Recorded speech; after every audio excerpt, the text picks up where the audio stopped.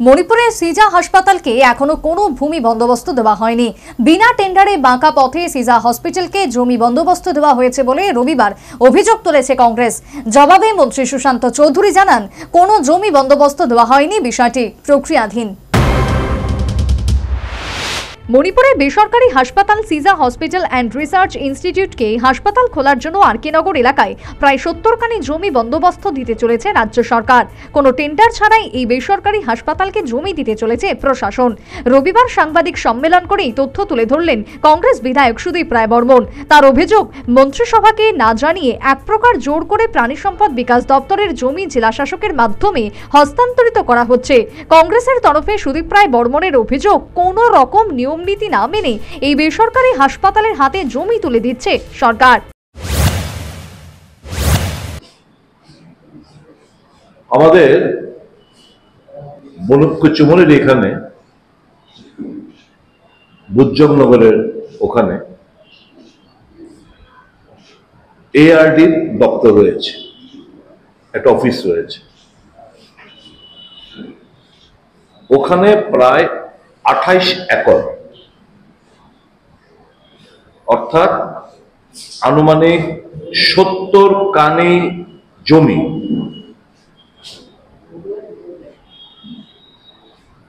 বলা চলে এক প্রকার জোর করে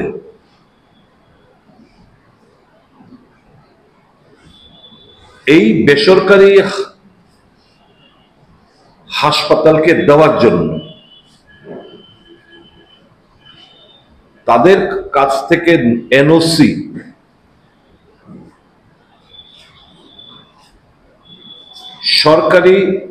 সরকার দপ্তরের জায়গায়, এআরডি দপ্তরের জায়গা, এটাকে এখন প্রায় 28 একর অর্থাৎ প্রায় আনুমানিক 70 কানি জমি।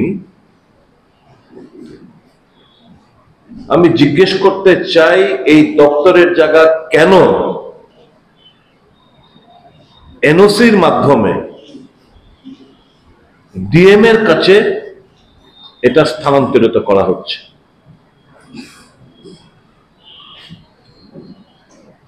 এটার কারণ হচ্ছে, ওই যে বহিরাগত একটি বেসরকারি একটি সংস্থা হাসপাতাল সিজা নামে, তাদের নামে অ্যালটমেন্ট করে দেওয়ার জন্য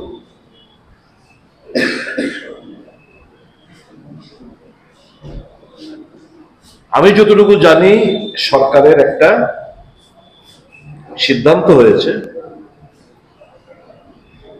যে কাউকে যদি কোনো জমি দিতে হয়, খুব সম্ভবত 33 বছরের লিজে জমি দেওয়ার হবে, কিন্তু নো অ্যালটমেন্ট। এআরডি দপ্তরের জায়গা আনুমানিক 70 কানি জায়গা, 28 একর জায়গা, এটাকে স্থানান্তরিত করার জন্য সিজা নামে একটি হসপিটালকে দেওয়ার জন্য পাকাপোক্তভাবে বন্দোবস্ত করা হয়েছে। বিকেলে সাংবাদিক সম্মেলন করে কংগ্রেসের এই অভিযোগ খণ্ডন করলেন মন্ত্রী সুশান্ত চৌধুরী। তিনি জানান, শিক্ষা, স্বাস্থ্য, কৃষি ও শিল্পক্ষেত্রে কোনো বেসরকারি সংস্থা রাজ্যে পরিকাঠামো করতে চাইলে তাকে বিনা টেন্ডার জমি যারা দিতে পারে বলে সরকারের নীতি রয়েছে। রাজ্যের আর্থসামাজিক পরিকাঠামো উন্নয়নের জন্য বিনিয়োগ টানতে এই নীতি গ্রহণ করেছে সরকার। আপনারা জানেন যে রাজ্য সরকারের একটা নীতি রয়েছে, একটা পলিসি, যে যদি ত্রিপুরা রাজ্যের পরিকাঠামোগত উন্নয়ন করার ক্ষেত্রে, কৃষি ক্ষেত্রে বলুন, শিল্প ক্ষেত্রে বলুন, স্বাস্থ্য ক্ষেত্রে বলুন, এডুকেশনের ক্ষেত্রে বলুন, কেউ যদি এখানে ইনভেস্ট করতে আগ্রহী হয়, তবে রাজ্য সরকার তাকে জমি দিতে কোনো আপত্তি নেই। এটা আমাদের ঘোষিত এবং ক্যাবিনেটে পাশ করা একটা পলিসি আমাদের রয়েছে, যা বিগত দিনে আমাদের ক্যাবিনেটের মাধ্যমে নোটিফিকেশন সেখানে বেরিয়েছে। কমার্শিয়াল পারপাসে, ইন্ডাস্ট্রিয়াল পারপাসে, এডুকেশনাল কারণে, এগ্রিকালচারাল কারণে, স্বাস্থ্যঘটিত কারণে যদি রাজ্য সরকারকে জমি দিতে হয়, তবে রাজ্য সরকার জমি দিতে পারে, তাতে কোনো বাধা নিষেধ নেই। এবং কাউকে যদি এই পলিসি অনুযায়ী জমি দিতে হয়, তবে টেন্ডারের কোনো প্রয়োজন নেই বা এক্সপ্রেশন অফ ইন্টারেস্টের কোনো প্রয়োজন নেই। আমাদের ঘোষিত নিয়ম অনুযায়ী, পলিসি অনুযায়ী আমরা যে কোনো বহির্রাজ্যের পার্টিকে বা কোনো অর্গানাইজেশনকে জমি দিতে পারি, তার জন্য টেন্ডারের কোনো। এই নীতি মেনে রাজ্যে আগেও বেশ কয়েকটি হাসপাতালকে জমি দেওয়া হয়েছে। গত ডিসেম্বর মাস থেকে তারা রাজ্য সরকারের কাছে সেটা জানিয়েছে যে তারা ত্রিপুরা রাজ্যে সুপার স্পেশালিটি হাসপাতাল করতে চায়।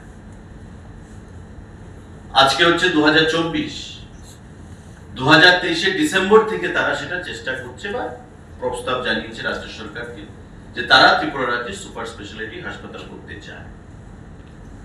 তা আপনারা নিশ্চয়ই জানেন যে কেউ চাইলেই হাসপাতালের জমি তাকে দিয়ে দেওয়া হবে এমন নয়, কারণ এর আগে আমরা ক্যাবিনেটের মাধ্যমে ধর্মনগরে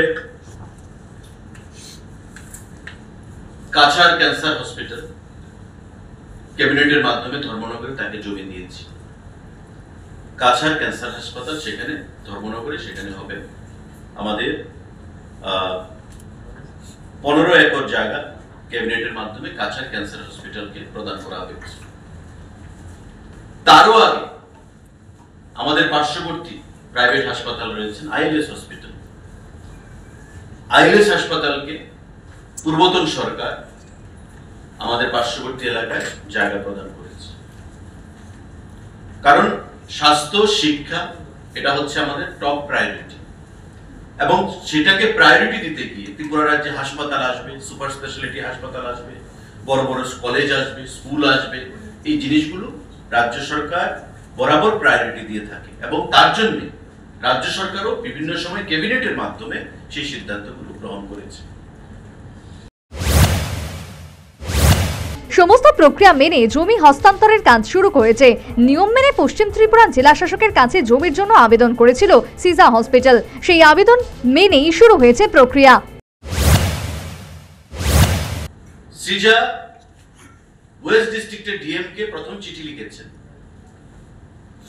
যে আমাকে আপনি জমি দিন, আমি ত্রিপুরা রাজ্যে হাসপাতাল, সুপার স্পেশালিটি হাসপাতাল করতে আমরা ইচ্ছুক এবং আগামী কয়েক বছরে প্রায় 900 কোটি টাকার ইনভেস্টমেন্ট তারা ত্রিপুরা রাজ্যে করবে। প্রাথমিকভাবে সেটা আলোচনা হয়েছে। তো স্বাভাবিকভাবে 900 কোটি টাকার যারা ইনভেস্টমেন্ট করবে তাদের জমি দিতে হবে এবং আমাদের জমি দেওয়ার সেখানে পলিসিও রয়েছে। সেই মোতাবেক তারা ডিস্ট্রিক্ট ম্যাজিস্ট্রেটের কালেক্টর ওয়েস্ট ডিস্ট্রিক্টকে তারা চিঠি প্রদান করেছেন যে আমাদেরকে আপনারা জমি দিন। মাঝখানে এই চিঠি পাওয়ার পর অনেক জায়গায় খোঁজাখুঁজি হয়েছে, কিন্তু সুইটেবল ল্যান্ড পাওয়া যায়নি। এবং পরবর্তী সময় আপনারা জানেন আমাদের আরকে নগর যেটা রয়েছে, বুজ্জুগনগর ইন্ডাস্ট্রিয়াল গ্রোথ সেন্টারের পাশে, সেখানে এআরডিডি সেখানে কলেজ রয়েছে, সেখানে অনেক ভ্যাকেন্ট ল্যান্ড রয়েছে। সেই ভ্যাকেন্ট ল্যান্ড থেকে কিছুটা জমি 23 একরের মতো, 28 একরের মতো জমি আইডেন্টিফাই করা গেছে, যেটা আনইউজড অবস্থায় রয়েছে, যে এই জমিটা দেওয়া যেতে পারে। যারা আগামী কয়েক বছরে 900 কোটি টাকার ইনভেস্টমেন্ট করবে, তো স্বাভাবিকভাবে রাজ্য সরকারও তাদেরকে কোঅপারেট করতে হবে। এই জমিটাকে আইডেন্টিফাই করা গেল। বিভিন্ন জায়গায় জমির জন্য সেখানে বলা হয়েছে, ডিএম এর তরফ থেকে প্রচেষ্টা নেওয়া হয়েছে, ভিজিট করা হয়েছে, কিন্তু সুইটেবল ল্যান্ড সেখানে পাওয়া গেছে 28 একর জমি। ডিএম এর কালেক্টর সেটা আইডেন্টিফাই।